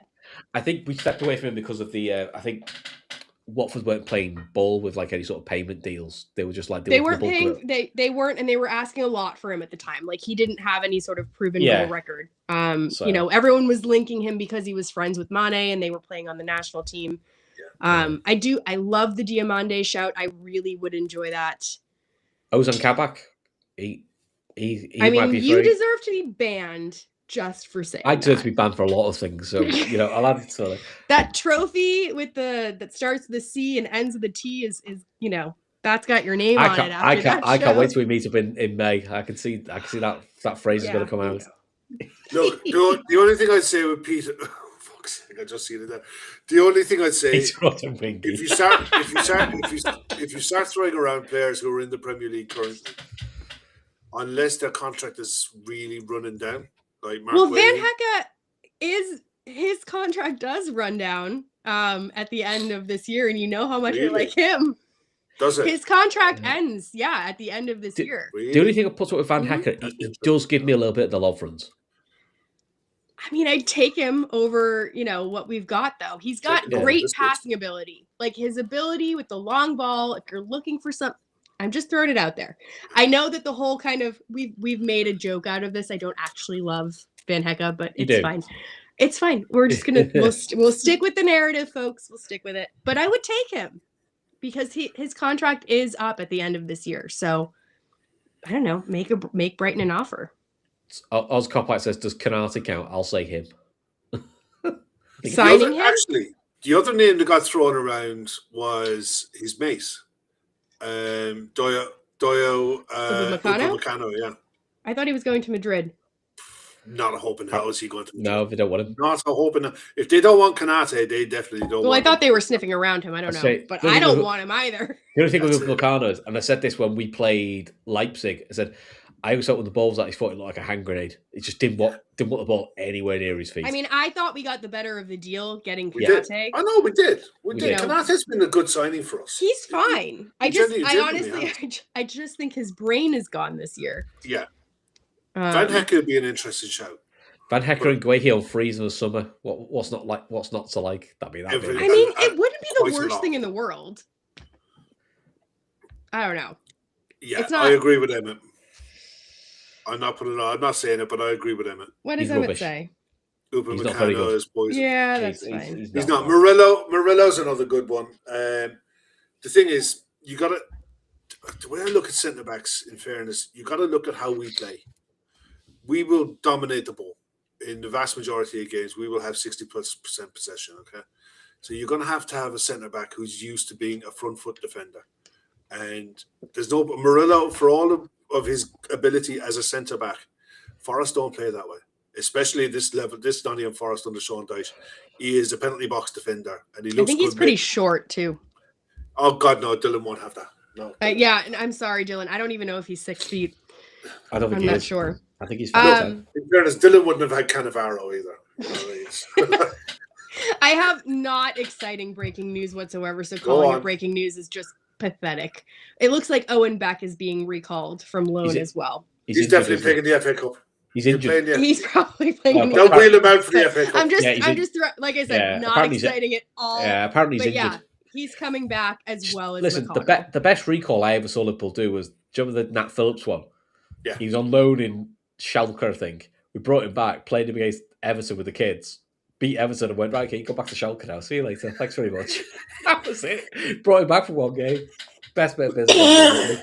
Yeah, look, I mean, I think you got to look at, I mean, centre backs who play for sides who are generally low block sides.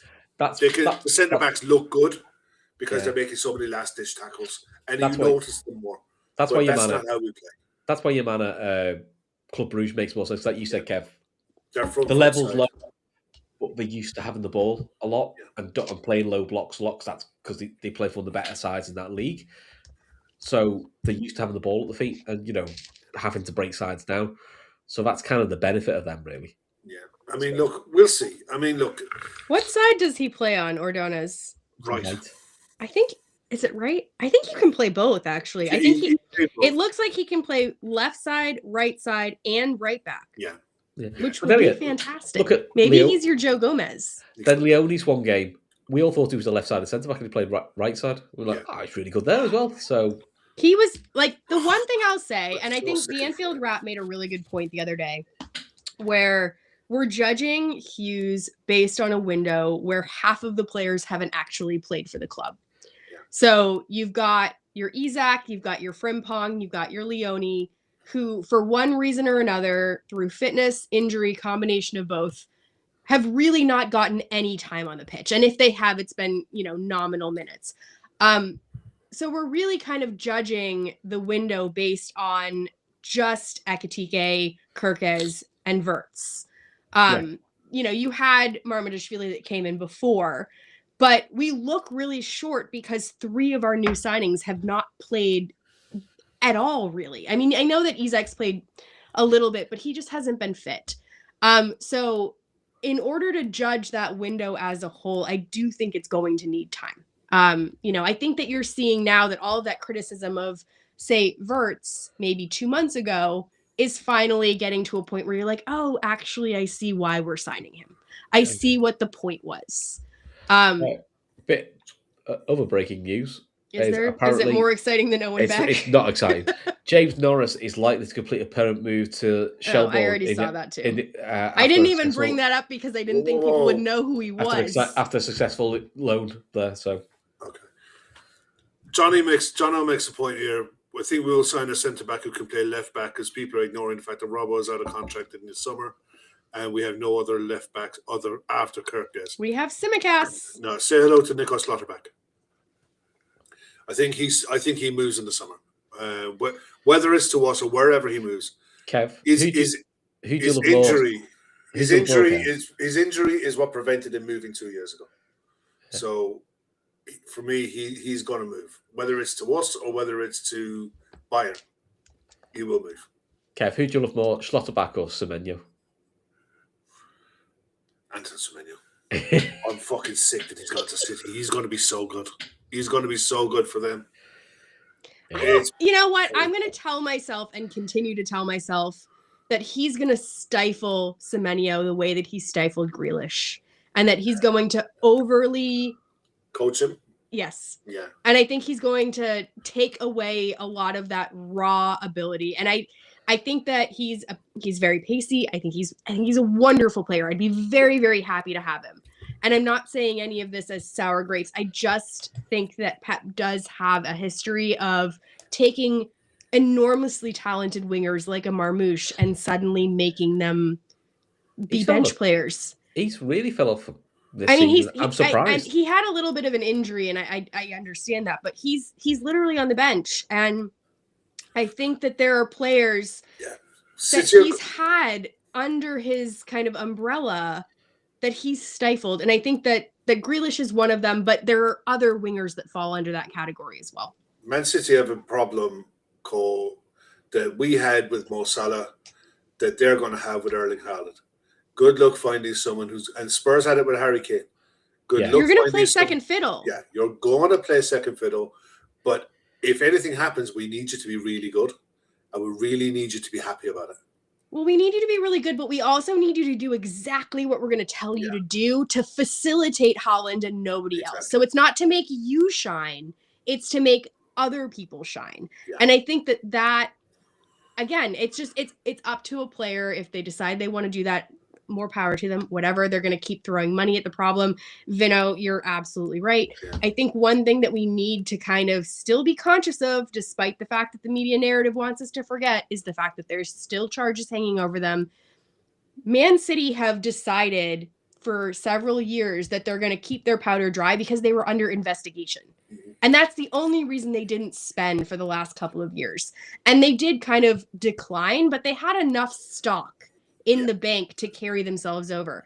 Now that that investigation has been closed and we still haven't heard, shit about it, they've decided they're going to go back to spending like Man City. And every single time they have a problem, they're going to throw more money on it. And right now, the winger situation is like the left back situation they had maybe 5 years ago. They're just going to keep throwing money at it, keep buying wingers until one of them sticks, and they're going to toss the rest of them out. Yeah. And we have to kind of recognize that for what it is. Yeah. It's still, for me, the sporting integrity is still in question. And until that question is answered, I'm not comfortable with, looking at this and in any other way than cheating. Yeah, the one thing I'll say with Man City is over the last 3 years, they've got very good at selling from their academy. Because they had to. Yeah, but that's the first time they've really done it. They've invested in their academy really heavily over the years, and they're starting to see the fruits of it coming, not through to them, but through to be able to sell. The Chelsea model. And they're flipping these players for pure profit, then that's allowing them to go heavy in the market for key signings. I mean, they've spent good money, big money over the last few years, but a lot of it has been raised by some of the funds that they've been able to get in from the sale of youth players. Something we need to address as well in time. Yeah. All right. Well, I've been told by the powers above, and that might just be Kev's voice because he has his new mic and his new camera, which everyone has kind of kindly said sounds like God speaking from above. Still the old Kev, though, isn't it? Yeah, it's still Kev, but it's the deeper, more kind of bass version of Kev with his brand new mic and his brand new camera. Before we go, because I'm not 100% sure what's going on tomorrow because it's New Year's Eve, I'm going to just ask you really quick for your lineups this weekend and just your score predictions, and then we'll get yourselves out of here because we are approaching 2 hours and I'm going to get in trouble again for being the host when we go on these long shows. So, Kev, I'm going to come to you first. Yeah. Lineup, score, the gig. Okay. Alisson, Frimpong, Konate, Virgil, Kirkes. Gravenberch, Jones, Szoboszlai,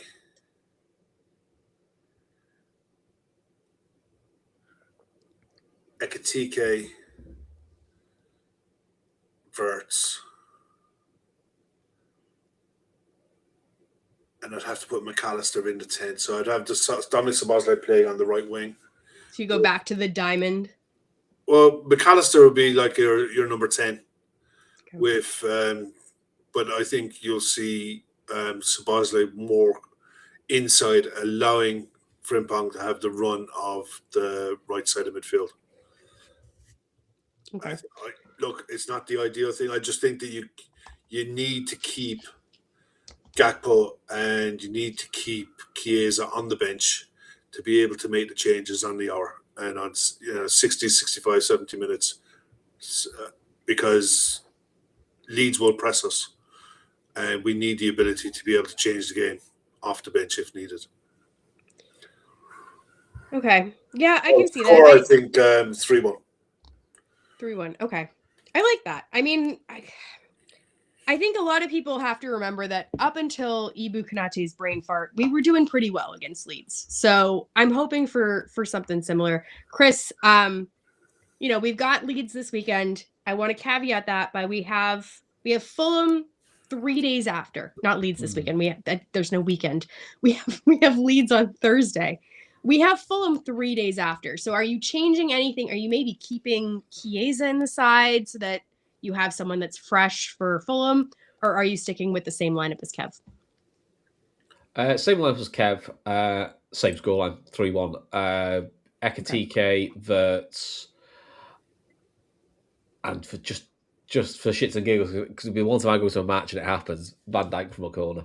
I might never see him again. With our brand new invisible set piece coach. Yeah. It'll be great. Van Dijk will call and you'll see the telly, me running down the pitch. Yeah, I can't wait for them to pan over to Briggs, and then they're like, "Oh shit, he's not there. We're gonna pan over to the empty space." Van Dijk holds a t-shirt saying "for Briggs."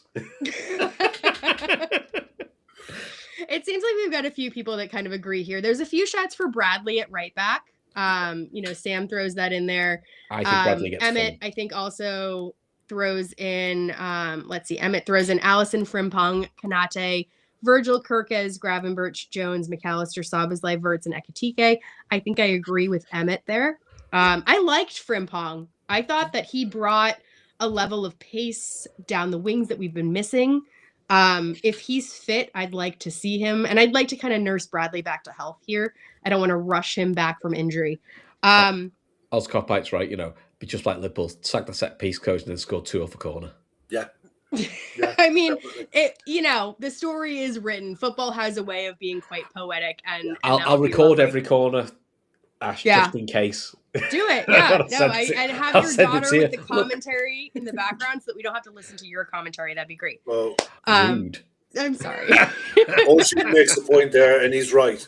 Leeds are on a decent run at the minute. They are also very good at set pieces. So we joke, but it is something that we're going to have to pay attention to. And Dominic Calvert-Lewin, I think, is on some sort of 6 or 7 game run of scoring every single game. So again, not something to take lightly. It's Dominic Calvert-Lewin. It's still Leeds, but you can't show up and think that this is a God-given right to win. There are certain things that they're good at, and getting the ball in the box, Dominic Calvert-Lewin in the air.